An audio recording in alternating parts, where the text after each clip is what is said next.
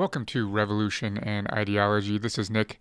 We promised our audience that we would do a super short history of the Black Panthers, so this is that.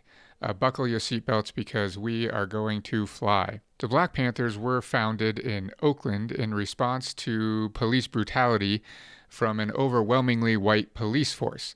Only 2.5% of the Oakland police force was black at the time. I wish I had to explain to you what police brutality was and how it unequally impacts black communities, but unfortunately it's still going on today. Bobby Seale and Huey Newton decided that they were going to patrol the police themselves. Huey Newton studied the California state law in detail and learned that it was legal to open carry loaded weapons as long as they maintained a certain distance and did not interfere with the police officers and their work. They purchased bulk quantities of Chairman Mao's Little Red Book and they resold them to UC Berkeley students. They took the profits from this little endeavor and they purchased 2 shotguns and began following police squad cars throughout the neighborhood. They officially founded the Black Panther Party of Self-Defense in Oakland in October of 1966. They began their police patrols a few months later. You can imagine how these police patrols were depicted in the media. They're depicted as violent aggression, but it's important to note that the Panthers' presence at police stops never resulted in violence from either the Panthers nor the police. This will change later. That's not to say that the Panthers didn't become violent in other ways, but violence never resulted from the actual police patrols. As the Panthers' numbers began to grow, local police departments went to Republican State Congressman Don Mulford, and they urged him to author a bill making it a misdemeanor to carry a loaded weapon in public. The Panthers heard about this, and they decided to appear at the state capitol in Sacramento when the bill was being voted on to protest. And they did this with their guns in hand. While they are trying to find the spectator area of the Capitol building, they inadvertently walk out onto the floor of the state assembly with their weapons in their hands.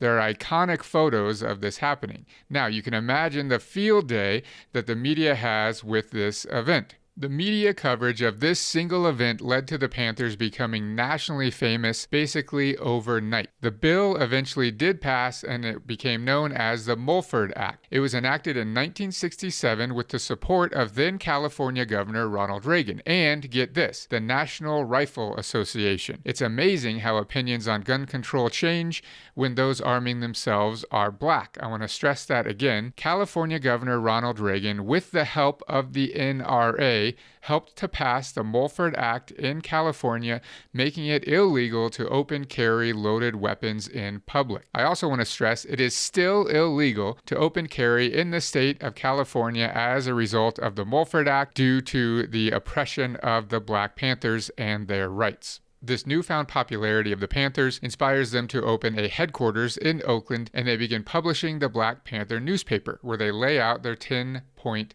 platform. This is what they are after. 1. We want freedom. We want power to determine the destiny of our black community. Number 2. We want full employment for our people. Number 3. We want an end to the robbery by the white man of our black community. Number 4. We want decent housing, fit for shelter of human beings. Number 5. We want education for our people that exposes the true nature of this decadent American society. We want education that teaches us our true history and our role in the present-day society. Number 6, we want all black men to be exempt from military service. Number 7, we want an immediate end to police brutality and murder of black people. Number 8, we want freedom for all black men held in federal, state, county, and city prisons and jails. Number 9, we want all black people, when brought to trial, to be tried in court by a jury of their peer group or people from their black communities, as defined by the Constitution of the United States. And number 10, we want land, bread, housing, education, clothing, justice, and peace. They also established 26 rules for every official member of the party. I won't read all of them. Here are a few. Number 1, no party member can have narcotics or weed in his possession while doing party work. Number 2, any party member found shooting narcotics will be expelled from this party. Number 3, no party member can be drunk while doing party work. Number 4, no party member will violate rules relating to office work, general meetings of the Black Panther Party, and meetings of the Black Panther Party elsewhere. Number 5, no party member will use, point, or fire a weapon of any kind unnecessarily or accidentally at anyone. Number 8, No party member will commit any crimes against other party members or black people at all and cannot steal or take from the people, not even a needle or a piece of thread. Number 9. When arrested, Black Panther members will give only name, address, and will sign nothing. Legal first aid must be understood by all party members. Upon being released from prison, Eldridge Cleaver joins the Panthers in 1967. He was quite a bit older than most of the rest of the members of the party. In 67, Cleaver was 32 years old and had spent 15 of those years behind bars. In 1967, Bobby Seale is only 25 years old, and Huey Newton is 31. In October 1967, Huey Newton is pulled over by Oakland police and a shootout ensues. 2 police officers and Newton are all shot. 1 police officer dies, and Newton is handcuffed in the hospital and charged with voluntary manslaughter. From jail, Huey Newton professes his innocence, and this leads to Free Huey demonstrations that become a movement in themselves. In the aftermath of the assassination of Dr. Martin Luther King Jr., Eldridge Cleaver leads 11 other Panthers in an ambush on police officers. In the ensuing shootout, Cleaver and 17-year-old Bobby Hutton surrender. Upon surrendering, the police shoot Bobby Hutton 12 times. He immediately becomes a martyr of the movement. 1,500 people attended his funeral, and 2,000 people attended the rally following the funeral. Actor Marlon Brando delivered a eulogy, and his death at the hands of the police garners an incredible amount of support for the Panthers. Eldridge Cleaver is charged with murder after the incident, and he flees the country. First to Cuba, then to Algeria, where he sets up an international chapter of the Black Panthers, which receives support from many countries. This results in a large influx of new members. Many of the new members are college students, which leads to some tension within the party. The original urban black membership wants to maintain its street image, while others want the party to adopt a more mainstream image. It's important to note the importance of the Black Panther image in recruiting new members. Martin Luther King Jr. was always mainstream in his rhetoric and attire. He wore church suits. Malcolm X, while his rhetoric was more radical, his image was still conservative. He still wore suits. The Panthers were radical in both rhetoric and image. This was more relatable to poor blacks, and this is one of the factors that led to them being so popular.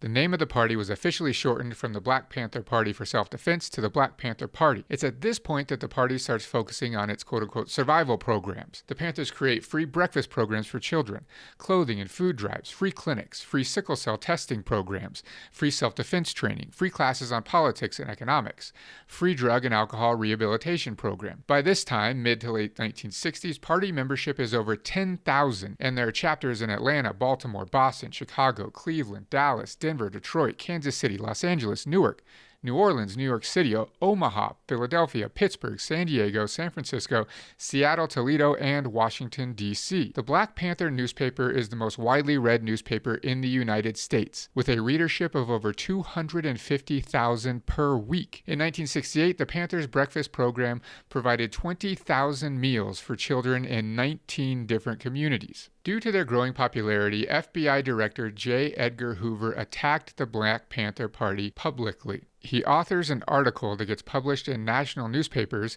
in which he says, quote, "The Black Panther Party, without question, represents the greatest threat to the internal security of the country." This leads us to COINTELPRO. We can't possibly do justice to the entire COINTEL program in this episode. Just know that COINTEL stands for Counterintelligence, and it was a program created by the FBI to deal with quote-unquote dissidents in the United States. But frankly, the majority of its activities targeted the Black Panther Party. J. Edgar Hoover, director of the FBI, sends a memo to all FBI field offices. This memo says, "The purpose of this new counterintelligence endeavor is to expose, disrupt, misdirect, discredit, or otherwise neutralize the activities of black nationalists, hate-type organizations and groupings, their leadership, spokesmen, membership, and supporters, and to counter their propensity for violence and civil disorder. You are urged to take an enthusiastic and imaginative approach to this new counterintelligence endeavor, and the Bureau will be pleased to entertain any suggestions or techniques you may recommend." Here's just one example of some activities from an official FBI memo. It says, San Francisco has submitted a counterintelligence proposal which involves the mailing of expulsion letters to approximately 6 members of the Black Panther Party in various parts of the United States as a disruptive measure. The letters are to be prepared on Black Panther Party stationery with the simulated signature of a Black Panther Party national official. The laboratory has prepared similar reproductions of Black Panther Party stationery and official signatures in the past. As pointed out in this letter, we need additional information before going ahead with the preparation of the letters. So their plan is to send letters to different Black Panther Party members on official Black Panther Party stationery, telling them that they have been expelled from the party to create confusion and disorganization within the party. In its lifetime, the COINTEL program was responsible for 290 official activities. Of those, 245 targeted the Black Panthers specifically. In 1968, Bobby Seale attended the Democratic National Convention, where he delivered a speech. He gets arrested and charged with conspiracy to cross state lines to induce a riot. In an effort to stamp out all Black Panther activity, the FBI worked with New York City Police Department and arrested 21 members, including all of the leadership of the New York City chapter. The police claimed that the Panthers had been involved in a plot to bomb police stations and other locations throughout the city. These arrested activists become known as the Panther 21. At Bobby Seale's trial in Chicago in October 1969, his attorney was ill and could not arrive in time for the trial. Seale attempted to represent himself, but the judge refused, having him gagged and chained to his chair. He gets charged with contempt of court 16 times and is sentenced to 4 years in prison. All other charges were dropped. Remember, he was charged with crossing state lines to incite a riot.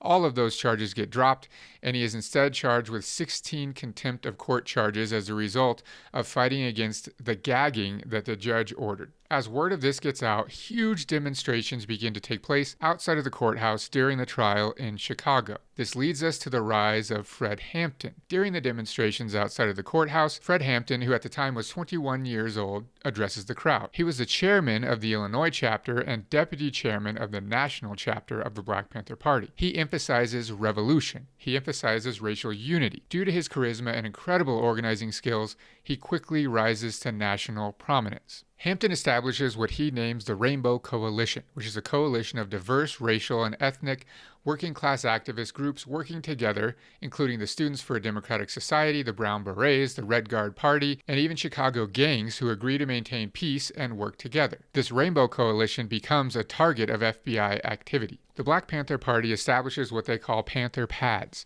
Panther members left home and moved in together for the safety of their families. They were very organized for security, cleaning, cooking, etc., and building a community in the movement. The FBI manipulated this situation. FBI informants gave Panthers guns. They then told the police that they were armed and should be attacked. So the FBI is furnishing them with weapons, then they're telling the local police forces that they are armed and dangerous. The key example of this going down is when local police, having been giving a layout of the apartment of Fred Hampton and the other Black Panthers, invade the apartment in the middle of the night with the intent to assassinate Fred Hampton. The police fire 90 shots into the apartment. Later investigations find that the Black Panthers fired once, most likely accidental, when the guard who was guarding the door was shot and his gun went off. It turns out that Hampton's personal bodyguard was an FBI informant. Like I said, he provided the floor plans and a key to the Black Panther pad. He also is one that sold guns to the Black Panther members, guns provided to him by the FBI. The police immediately provide an account of events. They say there must have been 6 or 7 of them firing. The firing must have gone on 10 or 12 minutes. If 200 shots were exchanged, that was nothing. It's a miracle that not one policeman was killed. They recreate a life-size model of the apartment and have the raiding officers act out the raid for national television. The problem is they did not secure the scene after they left, and the media and other community members are invited by the Black Panther Party to enter into the apartment and to see for themselves what went down. And they immediately notice contradictions in the police version versus the evidence they see with their own eyes in the apartment. A federal investigation concluded that the police immediately shot and killed Mark Clark. He's the guard on the door. They most likely shot him through the door before it had ever been opened. They then enter the apartment and begin unloading through the walls in the direction of Fred Hampton's bed. They find Hampton laying in his bed unconscious but still breathing, drag him into the hallway, and shoot him 2 times in the head at point-blank range. The surviving Panthers all testify that they hear one officer say, "He's good and dead now."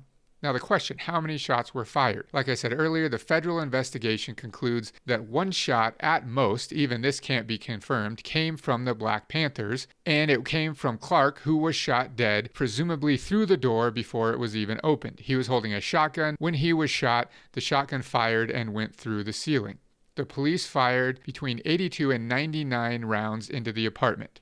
Like I said, the Panthers shot one, accidentally, into the ceiling. No police are ever charged. The families of Hampton and Clark, who are the two that are killed during the raid, charged the police department with wrongful death. After a 13-year lawsuit, the police department settles for $1.8 million. Fred Hampton immediately becomes a martyr for the movement. SWAT in Los Angeles raids Black Panther Party headquarters on December 8, 1969. This was the first deployment of the newly formed Los Angeles SWAT team. They enter the headquarters at 4:30 a.m. with a no-knock warrant.